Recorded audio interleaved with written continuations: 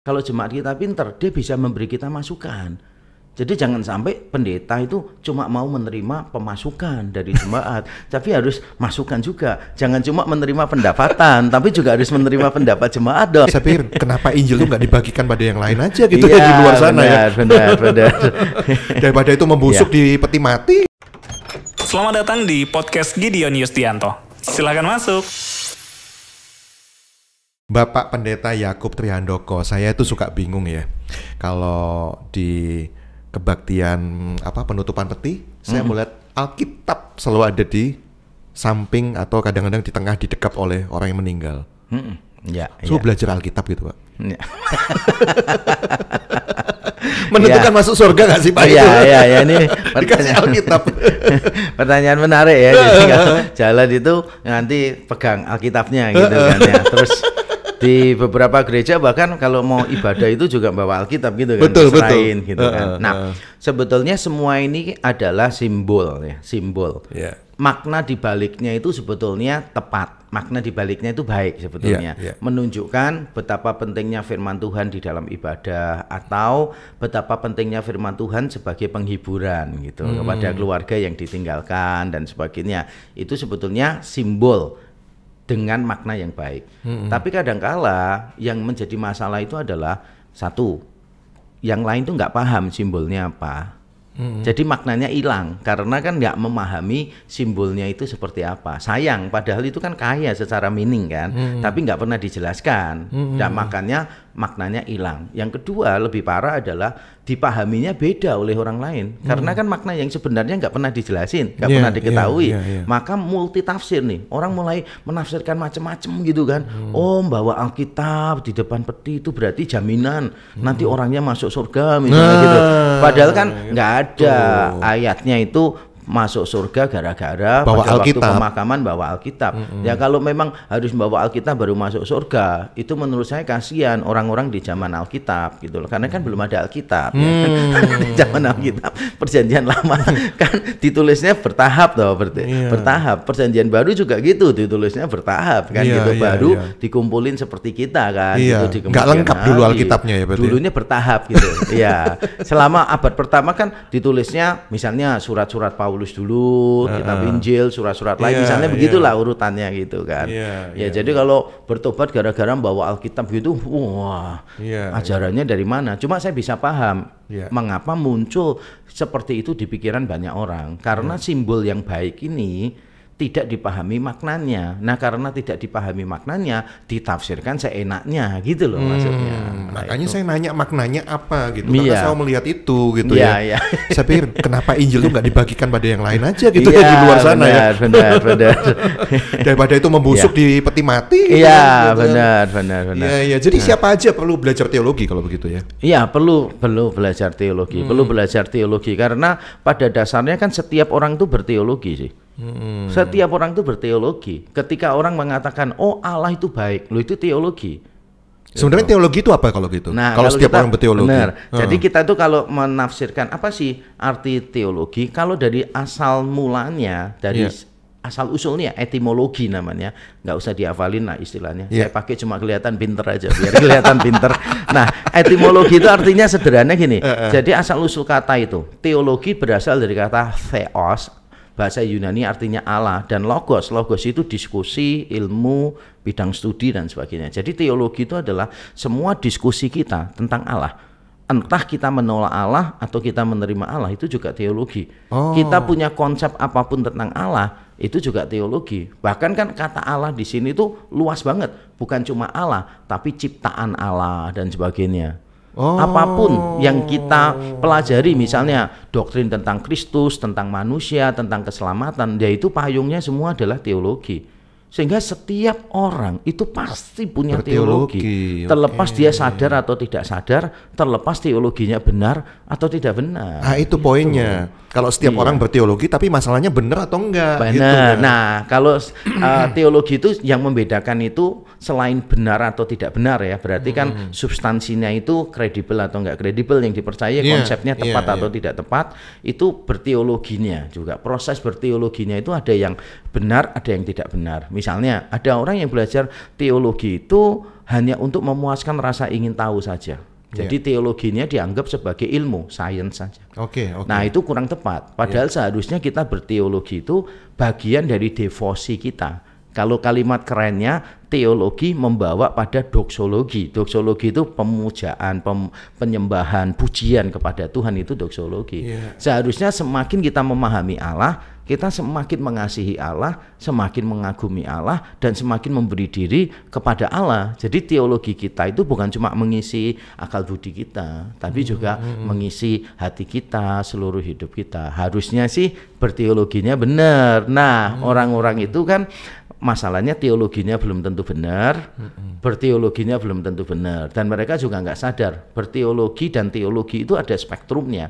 Ini saya nggak perlu jelaskan semua, sebetulnya ada 5, tapi saya ambil yang paling bawah, yang paling atas saja. Nah, yang paling bawah ini namanya folk theology. Folk theology itu teologi rakyat gitu, yang kita nggak pernah pikirkan dengan matang, tapi karena kita dari keluarga Kristen, sudah lama ke gereja, ya akibatnya itu kita kayak terima itu aja. Pokoknya ya terima itu. Contoh ya, misalnya begini.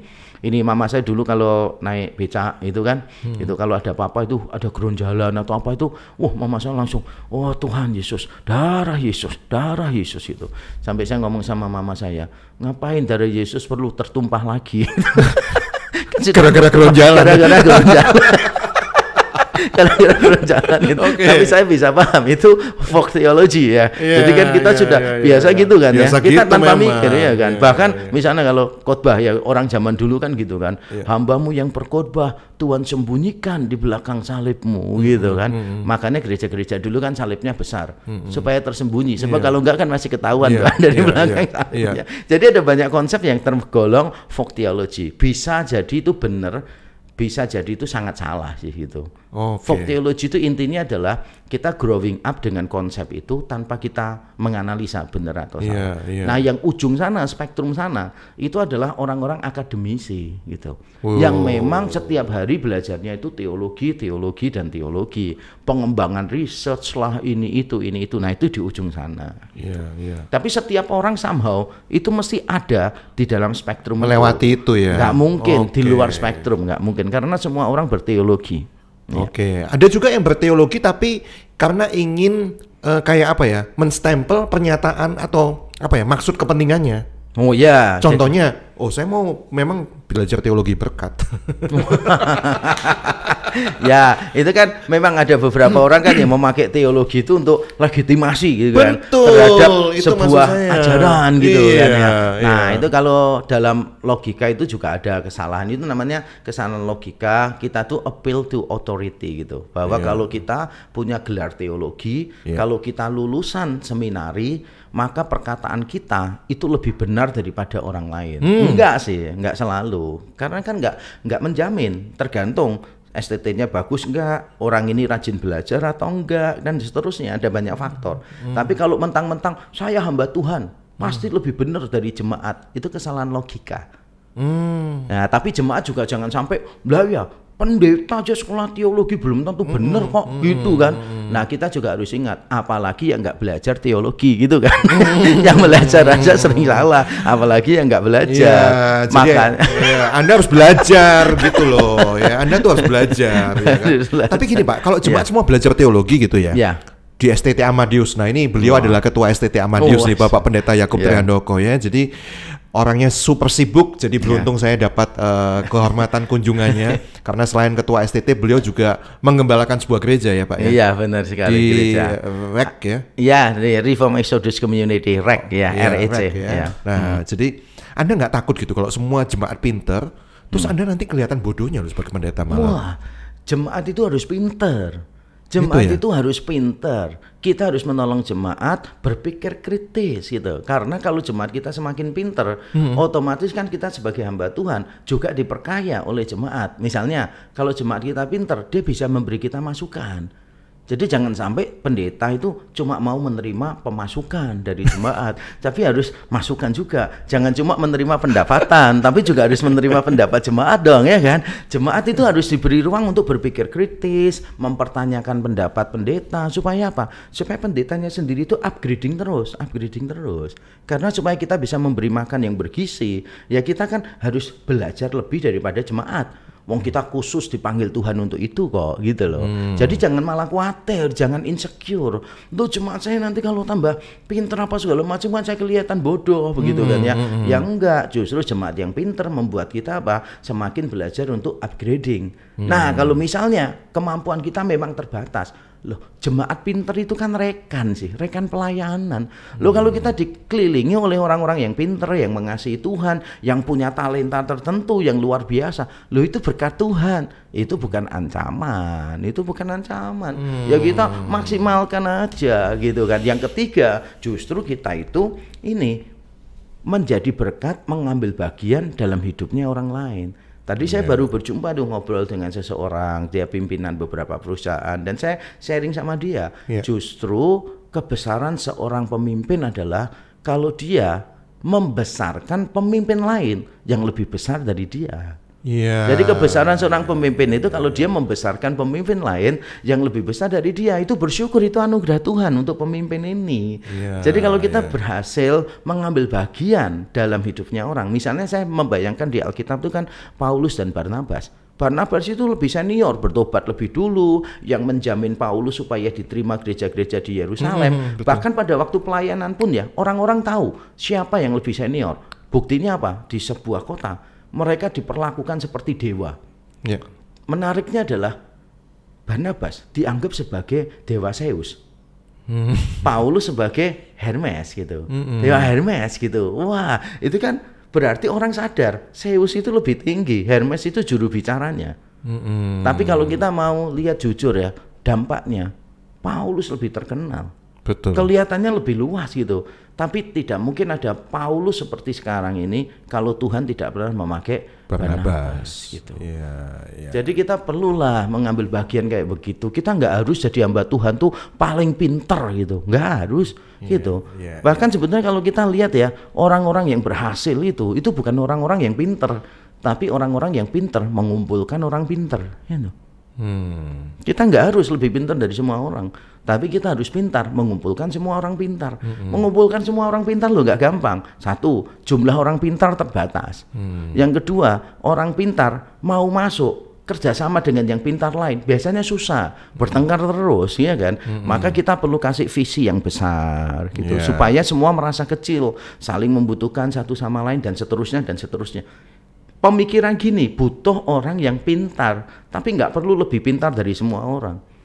Dia pintar mengumpulkan orang-orang pintar dan menolong orang-orang pintar, merasa nyaman bekerja bersatu dalam pelayanan. Jadi pendeta nggak perlu khawatir lah, nggak perlu khawatir. Ya paling kalau terusik paling pakai ayat jangan mengusik hamba yang dipilih, yang diurapi. Yang diurapi, ya itu sama seperti Daud kepada Saulus gitu kan. Ya, itu kan ayat yang salah satu ayat yang paling sering disalahpahami ya. Kok kayaknya saya ngobrol sama Anda ini banyak ayat-ayat yang disalahpahami. Kan memang dari kecil saya itu punya hobi itu, mencari kesalahan orang memang. Gitu. Makanya saya belajar teologi supaya tahu orang lain salah gitu. Iya, pantesan koleksi salah kaprahnya banyak. Iya, kan konteksnya jangan mengusik hambaku yang diurapi itu kan bukan memberikan masukan, bukan memberikan kritikan. Daud aja kepada Saul loh, berani kok dia tanya. Nah kan dia mengkonfrontasi Saul toh. Di tengah lembah dia ngomong loh kepada Saul, menunjukkan bahwa tindakannya itu keliru. Tapi dia tidak membunuh, dia tidak mengambil jabatannya, itu loh maksudnya. Itu yang dinamakan mengusik, jangan mengusik itu gitu konteksnya. Jadi selama kita nggak menginginkan jabatannya pendeta itu, menjelek-jelekan dan sebagainya, ya nggak apa-apa dong. Hamba Tuhan kan butuh diberi masukan, pendapat, kritikan, supaya kita menjadi pribadi yang lebih baik gitu. Ya kalau pendeta kebal kritikan, waduh nanti terjadi abuse of power nanti. Betul. Iya, jadi Dan nanti itu, dia kayak di atas segala sesuatu, nggak bisa salah begitu kan. Iya, gitu. iya, Bahaya malah. Tenang aja Pak, kalau saya pinter di STT Amadius, saya tidak ingin jabatan Anda kok direk.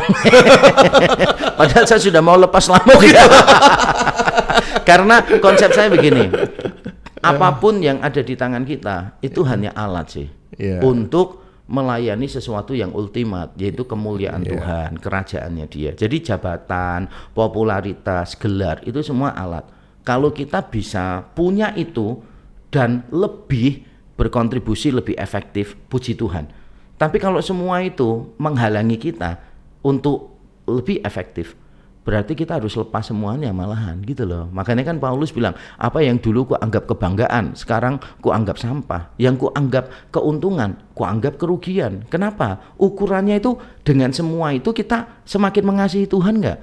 Menjadi semakin serupa dengan Kristus enggak? Kalau enggak, ya ditinggal semua lah. Buat apa? Punya jabatan tinggi tapi hatinya nggak rendah, ya kan? Lebih baik hatinya tetap rendah walaupun jabatannya nggak tinggi. Iya.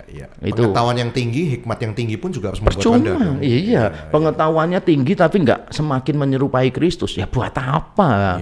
Berteologi itu kan bukan untuk memenuhi pengetahuan di kepala kita, bukan, tapi membentuk hidup kita supaya semakin mengenal Tuhan, semakin mengasihi Tuhan. Oke. Ya. Anda misalnya seorang hamba Tuhan yang memang sudah belajar gitu, tapi Anda ingin misalnya upgrade gitu ya, boleh ikut kelas ini ya, kelas apa tadi, profesional, sertifikat ya, sertifikat untuk profesional ya. Ya, untuk profesional itu hamba-hamba Tuhan yang nggak butuh gelar S1 atau mungkin dulu sudah dapat gelar S1 mau refresh gitu, atau majelis jemaat biasa juga bisa belajar teologi. Iya. Tapi misalnya yang mau S1 ya boleh, tapi itu harus onsite ya. Ya, kalau S1 harus onsite. Ya. STT Amadius Anda bisa temukan infonya lebih lanjut di Instagram ya, sosial medianya, yaitu STT Amadius ya. Baik, terima kasih Pak Yakub ya untuk obrolannya. Sama-sama, my pleasure. Terima kasih sudah menyimak podcast Gideon Yusdianto. Subscribe di channel Batra Yuda FM.